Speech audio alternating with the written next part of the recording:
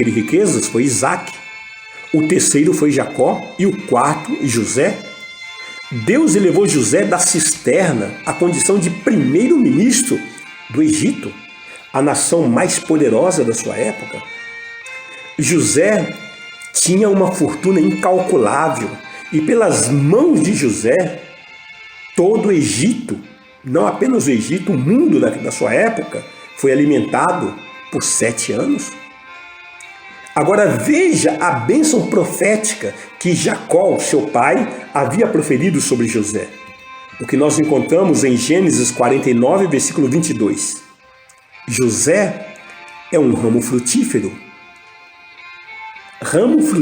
junto à fonte. Seus galhos se estendem sobre o muro. Olha o que o pai de José está profetizando sobre a vida dele, enquanto menino, enquanto criança, enquanto jovem. E além do mais, amados, os justos, eles se apropriam da riqueza dos ímpios. A Bíblia está deixando isso muito claro. Eclesiastes capítulo 2, versículo 26, está escrito: porque Deus dá sabedoria, conhecimento e prazer ao homem que lhe agrada, mas ao pecador dá trabalho para que ele ajunte e amontoe, a fim de dar àquele que agrada a Deus. Também isso é vaidade e correr atrás do vento. Olha, Deus dá sabedoria, conhecimento e prazer ao homem que lhe agrada. Prazer, ter uma vida prazerosa, aquele que agrada a Deus. Mas ao pecador, mais uma vez falando aqui da distinção entre santo e pecador, ao pecador Deus dá o quê? Trabalho. Burro de carga. Trabalha bastante, ajunta bastante, amontoa bastante para dar àquele que agrada a Deus. Vamos pegar um exemplo muito simples. Às vezes o camarada tem uma riqueza incalculável, só que é acometido por um câncer, por exemplo, né? Todo o dinheiro dele não consegue curar aquela doença. Aí aconselham, direcionam que um homem de Deus vai orar por ele. E o homem de Deus ora, ou a mulher de Deus ora, aquele homem é curado, aquele rico é curado. Muito provavelmente, ele vai ficar tão grato que ele vai transferir alguma coisa que ele tem de muito valioso para o homem de Deus, para a mulher de Deus. Ou seja, quem tem a unção de Deus, quem tem a presença de Deus, não passa necessidade, porque tudo que ele precisa, ele tem, na hora certa. Se você ainda está andando a pé, mas você é um homem de Deus ungido, pode ter certeza que você não precisa do carro ainda, por isso Deus não te deu. E quando Deus te dá o carro, Ele pode te dar um carro não para você dirigir, ou não para você pagar a conta, para você colocar combustível, para você pagar as taxas para a manutenção do carro. Ele pode te dar um carro até com motorista. A pessoa vai buscar e vai te levar onde você precisar ir. Quer coisa melhor que essa? Você não tem preocupação de pagar a conta, de manter o carro, a viatura, e Deus ainda te dá um motorista particular. Você quer mais o quê? E ainda varia. Um dia manda um carro, outro dia manda outro tipo. Irmãos, isso é prosperidade. Não faltar nada. Você precisa frequentar os melhores restaurantes, vestir as melhores roupas, morar na melhor casa, ter o melhor carro, o melhor veículo. Tudo única e exclusivamente para a glória de Deus. Não necessariamente precisa estar no teu nome. Não necessariamente você vai no restaurante e você tem que pagar a conta.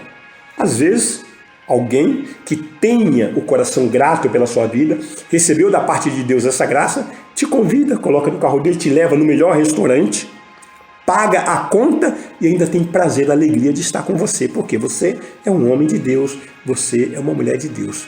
Assim, nós somos a High Society, ou seja, somos o topo da sociedade. E Deus diz: lá vão os meus servos contemplando a minha glória. Oh, Deus maravilhoso! E com isso, amados, Deus quer mostrar ao mundo que viver com Cristo é viver bem melhor. Queremos trazer uma abordagem agora que é necessário tomar posição bíblica. Sim, estamos falando sobre princípios, libertação financeira. Você precisa tomar posição bíblica para caminhar em soberania. Por exemplo, você se considera um judeu? É uma pergunta, né? Então vamos lá. Em Gálatas capítulo 3, versículo 29 está escrito: E se sois de Cristo, também sois descendentes de Abraão, e herdeiros segundo a promessa. Ou seja, Deus tem uma nação escolhida, e essa nação é o judeu, é Israel. Aqueles que são de Cristo, que se converteram, eles deixaram a sua nacionalidade terrena, secular, e passam a ser judeu. Então como é que eu me torno judeu? Eu que sou brasileiro. Quando eu me converto, eu deixo a minha condição de ser brasileiro e passo a ser judeu. Porque os que são de Cristo são descendentes de Abraão, que era judeu, e herdeiros segundo a promessa. A promessa Deus fez para o seu povo, Deus fez para os judeus. E nós somos o Israel de Deus. Nós somos os judeus de Deus. Deu para entender? É assim que acontece. Então qual que é o povo escolhido por Deus? O judeu. Não é o americano, não é o mexicano, não é o inglês, não é o russo, não é o japonês, não é o italiano, não é o espanhol, não é o português, não é o argentino, não é o peruano, não é o moçambicano, não é o angolano, nada disso. É o judeu. E como que esses que nasceram nessas nações se tornam judeu? Se convertendo a Jesus Cristo. Ele passa a ser cidadão celestial. E cidadão celestial é o judeu, porque ele é descendente de Abraão, herdeiro segundo a promessa. Deus fez as promessas para Abraão. Gênesis capítulo 12, versículo 1 a 3. Ora, disse o Senhor a Abraão: sai da tua terra, da tua parentela e da casa de teu pai, e vai para a terra que te mostrarei. De ti farei uma grande nação, e te abençoarei, e te engrandecerei o nome. Se tu uma bênção, abençoarei os que te abençoarem, e amaldiçoarei os que te amaldiçoarem. Em ti serão benditas todas as famílias da terra. Veja, Deus está fazendo 7 promessas a Abraão. E essas promessas se consumam em Jesus Cristo.